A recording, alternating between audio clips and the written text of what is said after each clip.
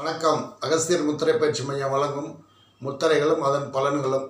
இன்றைக்கி என்ன முத்திரை பார்க்க போகிறோம் அப்படின்னா, சர்க்கரை நோய்க்குள்ள முத்திரைகளை பார்க்க போகிறோம்.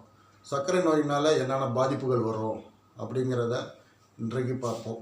ஃபஸ்ட்டு கண்ணுடைய பார்வை மங்கும். 2 கால்களில் முட்டிக்கு கீழே ஒன்று சிலுசிலுப்பு ஏற்படும் அல்லது எரிச்சல் ஏற்படும். 3 மாத்திரை சாப்பிடுவதனால் ஏற்படும் பாதிப்பு கிட்னி பாதிப்பு. இந்த 3ஐயும் சமனாக வச்சுக்கணும். எப்படி இந்த பிரச்சனையிலிருந்து மீட்டெடுக்கிறது நம்ம உடம்ப அப்படிங்கிறத இந்த முத்திரை மூலியமாக இப்போ நம்ம பார்ப்போம். இந்த முத்திரை எப்படி செய்கிறது? கீழே நல்லா காத்தோட்டமான இடத்துல கீழே ஒரு விரிப்பு போட்டுக்கோங்க. அது மேலே உட்காந்துக்கோங்க. நிமிர்ந்து உட்காந்துக்குங்க. ஆசனத்தில் உட்கார முடிஞ்சுன்னா பத்மாசனம், உத்தான பத்மாசனம், சுகாசனம் அல்லது உங்களுக்கு ஏற்ற ஆசனம் அல்லது சமணங்கள் போட்டு உட்காந்துக்கலாம். நிமிர்ந்து உட்காந்துக்கோங்க. குளிச்சிட்டிங்கன்னா 20 நிமிஷம் கழித்து செய்யுங்க. டீ காஃபி குடிச்சிட்டிங்கன்னா 20 நிமிஷம் கழித்து செய்யுங்க. செஞ்சிட்டிங்க, பயிற்சி செஞ்சிட்டிங்கன்னா எதுவுமே ஒரு 20 நிமிஷம் கழித்து எடுத்துக்கோங்க. குளிக்கிறதா இருந்தாலும் சரி, டீ காஃபி குடிக்கிறதா இருந்தாலும் சரி, சாப்பாடு சாப்பிட்றதா இருந்தாலும் சரி, எதாக இருந்தாலும் ஒரு 20 நிமிஷத்துலேருந்து அரை மணி நேரம் கழித்து எது வேணாலும் சாப்பிட்டுக்கலாம். ஒன்றும் ப்ராப்ளம் இல்லை. நீங்கள் பயிற்சி எடுக்கும் முன் வெறும் வயிற்றில் தான் செய்யணும். அப்போ தான் ரிசல்ட்டை உடனடியாக நம்ம கவனிக்க முடியும். இப்போ இது கீழே உட்காந்து செய்ய முடியல என்னையால் அப்படின்னா சேரில் உட்காந்து செய்யலாம். சேரில் உட்காந்துக்கோங்க. நிமிர்ந்து உட்காந்துக்கோங்க. தரை மேலே ஒரு விரிப்பு போட்டுங்க. தரை மேலே காலை வச்சுக்கோங்க. இப்போ அதையும் செய்ய முடியல, எனக்கு உடம்பு ஒத்துழைக்கலை அப்படின்னா பெட்டில் படுத்துக்கோங்க. படுத்துக்கிட்டு தலாணி உயரமாக இருக்கக்கூடாது, தலைவாணியும் சமமாக இருக்கணும். கழுத்தும் உடம்பும் சமமாக இருக்க மாதிரி பார்த்துக்கோங்க. படுத்துக்கிட்டு செய்யலாம். படுத்துக்கிட்டு செஞ்சிங்கன்னா ஒரு 50% பலனளிக்கும். சேரில் உட்காந்து செஞ்சீங்கன்னா 75%. கீழே உட்காந்து ஆசனத்தோடு செஞ்சீங்க அப்படின்னா 100%. எல்லாம் பயிற்சிக்கு தயாராக முன்னாடி ஒரு 6 தடவை முழு மூச்சு எடுத்துக்கணும். மூச்சை இழுத்து விடுறது தான் முழு மூச்சு. அதை 6 தடவை கவனிச்சிங்க அப்படின்னாவே உடம்பு ஆசனத்துக்கு தயாராகிடும். உடம்பும் மனசும் தயாராகிடும். அப்போ நீங்கள் பயிற்சிக்கு நீங்கள் தயார்படுத்திக்கிட்டீங்க உடம்ப. அப்போ பயிற்சிக்கு போகலாம். இப்போ எவ்வளோ நேரம் செய்கிறது அப்படின்னா 45 நிமிஷம் செய்யலாம். 45 நிமிஷம் அப்படின்னா அட் அ டைமில் செய்ய முடியுமா அப்படின்னா சிலரால் முடியும், சிலரால் முடியாது. அப்போ அதை 3ஆக பிரிச்சுக்கோங்க. காலையில் 15 நிமிஷம், மத்தியானம் 15 நிமிஷம், இரவு 15 நிமிஷம் அல்லது சாயந்தரம் 15 நிமிஷம். ஏதாவது உங்களுக்கு உகந்த நேரத்தில் செஞ்சுக்கோங்க. அதுவும் முடியல அப்படின்னா காலையில் ஒரு 20 நிமிஷம் அல்லது இரவு 20 நிமிஷம். அதுவும் முடியலன்னா ஏதாவது ஒரு நேரத்தில் 30 நிமிஷம். அதுவும் முடியலன்னா ஏதாவது ஒரு நேரத்தில் 20 நிமிஷம். குறைஞ்சபட்சம் 20 நிமிஷம் போட்டிங்கன்னா தான் உங்களுக்கு பலனை கண்டறிய முடியும். அதை போட்டிங்க அப்படின்னா உடனடி ரிசல்ட்டு கொடுக்கும். இப்போ எப்படி பயிற்சி எடுக்கிறதுங்கிறத பார்த்தோம். அடுத்தது எந்த பயிற்சியோட எந்த பயிற்சி செஞ்சால் உடம்பு ஆரோக்கியமாக இருக்கும் அப்படிங்கிறத பார்ப்போம். இப்போ ஃபஸ்ட்டு நச்சு நீக்கும் முத்திரை பார்க்கணும். நச்சு நீக்கும் முத்திரை அப்படின்னா உடம்புல உள்ள நச்சுக்களை வெளியேற்றுறதுக்கு பேர் தான் நச்சு நீக்கும் முத்திரை அப்படின்னு சொல்கிறாங்க. உடம்புல உள்ள நச்சுகள் என்னென்ன இருக்குது அப்படின்னா நிறையா இருக்குது. குடிக்கிற தண்ணியிலேருந்து, சாப்பிட்ற சாப்பாட்டிலேருந்து, சுவாசிக்கிற காற்றுலேருந்து எல்லாமே நச்சுகளை தான். அதை முடிஞ்ச அளவுக்கு தான் வெளியேற்றுமே தவிர 100% வெளியேற்றாது. அதனால தான் நம்மளுக்கு உடம்புல வியாதிகள் தொடர்ந்து வந்துக்கிட்டே இருக்குது. தொடர்ந்து நம்ம மருத்துவத்தை பயன்படுத்திக்கிட்டே இருக்கிறோம். இதை எப்படி சரி பண்ணுறத இப்போ பார்ப்போம். இந்த 5 விரலில் 4 விரலையும் விரிச்சுக்கணும். இந்த மோதிர விரலில் இந்த கோட்டுக்கு இடையில் கட்டை விரல் வைக்கணும். 2 கையில் வைக்கணும். வச்சுட்டு விரல்கள் அத்தனையும் விரிஞ்சிருக்கணும். நேராக நிமிர்ந்து உட்காந்துக்குங்க. கைகள் உள்ளங்கை வானத்தை நோக்கி இருக்கணும். முட்டியில் வச்சுக்கோங்க. நிமிர்ந்து உட்காந்து முட்டியில் வச்சுக்கோங்க. முடிஞ்சால் 45 நிமிஷம் போடுங்க. அல்லது ஏதாவது ஒரு நிமிடத்தை கணக்கில் எடுத்துக்கோங்க. 30, 20, 15 ஏதோ ஒன்று எடுத்துக்கோங்க. அப்படியே அமைதியாக முத்திரையை கவனிக்க முடிஞ்சால் கவனிங்க. அப்படி இல்லைன்னா மூச்சை கவனிக்க முடிஞ்சால் கவனிங்க. 2 ஒன்று தான். 2மே கவனிச்சிங்கனாலும் உங்களுக்கு பலன் உடனடியாக கிடைக்கும். இது முடியல அப்படின்னா சேரில் உட்காந்து போட்டாலும் இதே நிலை தான்.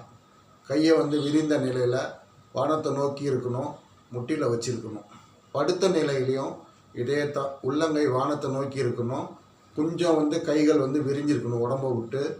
இது பண்ண நச்சுகள் வெளியேறும். இந்த நச்சுகள் வெளியேறதை எப்படி நம்ம வந்து ப்ரூவ் பண்ணுறது அப்படின்னா, ஒரு 200 ml தண்ணி குடிச்சிடுங்க. இதை முத்திரையை வந்து ஒரு 30 நிமிஷம் போடுங்க. 30 நிமிஷம் போட்டுட்டு விட்டுருங்க. விட்ட பிறகு ஒரு 20 நிமிஷமோ 30 நிமிஷமோ கழித்து சிறுநீர் வெளியேறும். சிறுநீர் வெளியேறும் போது அதில் வந்து கடுமையான துர்நாற்றம் அடிக்கும். அப்போ நீங்கள் புரிஞ்சுக்கலாம், ஏற்கனவே நம்ம அடித்த சிறுநீருக்கும் இப்போ அடிக்கிற சிறுநீருக்கும் ரொம்ப வித்தியாசம் தெரியும். ஏற்கனவே கழிக்கிற சிறுநீர் வந்து துர்நாற்றம் குறைவாக இருக்கும். காரணம் என்னென்னா, நச்சு உள்ளே இருக்கும். இப்போ அடிக்கிற சிறுநீர் வந்து நச்சை வெளியேற்றும் போது துர்நாற்றம் அதிகமாக இருக்கும். ஏன்னா இந்த முத்திரை வந்து உடம்புல இருக்கிற நச்செல்லாம் வந்து சிறுநீர் வழியாக வெளியே கொண்டு வரும்.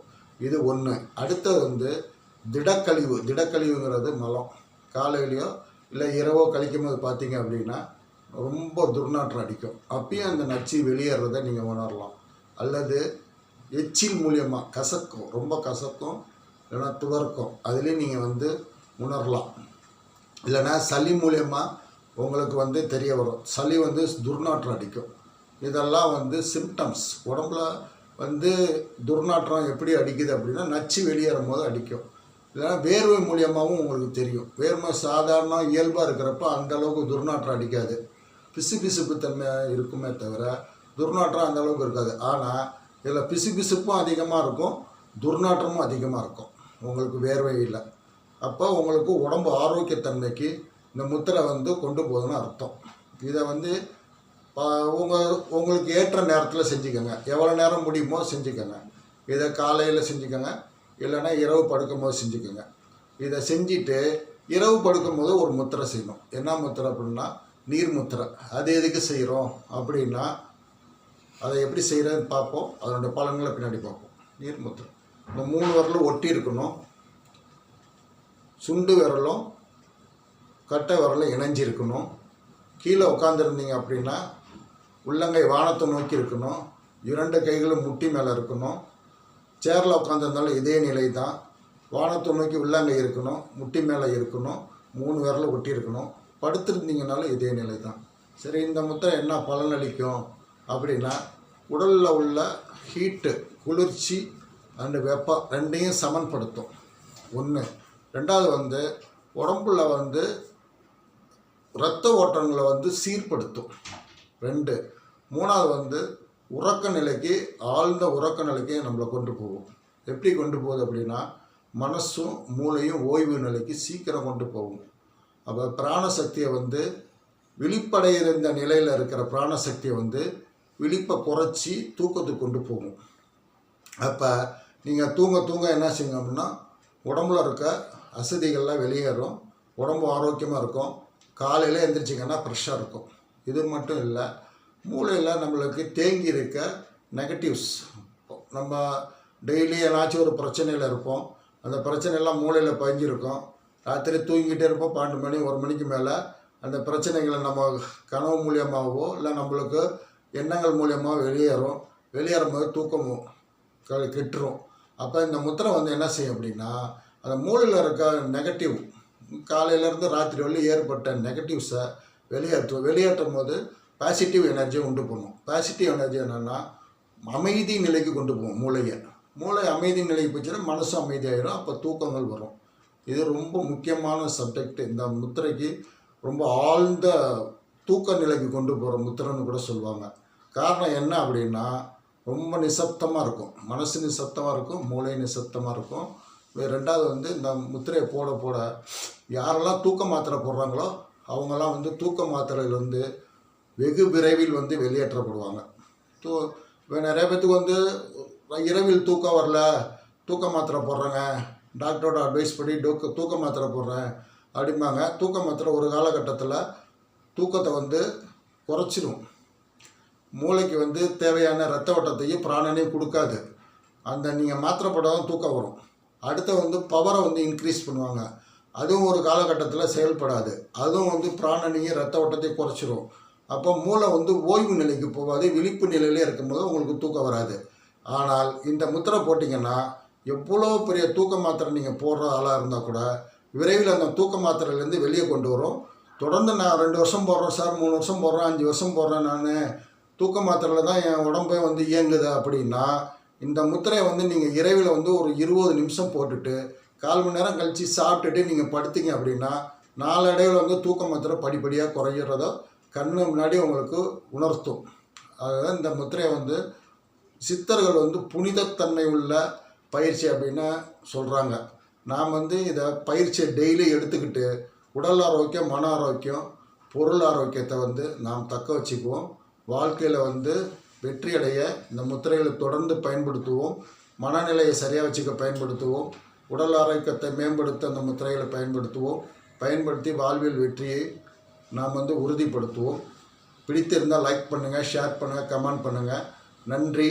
அடுத்த வீடியோவில் வந்து இன்னொன்று பார்ப்போம் முத்திரையை.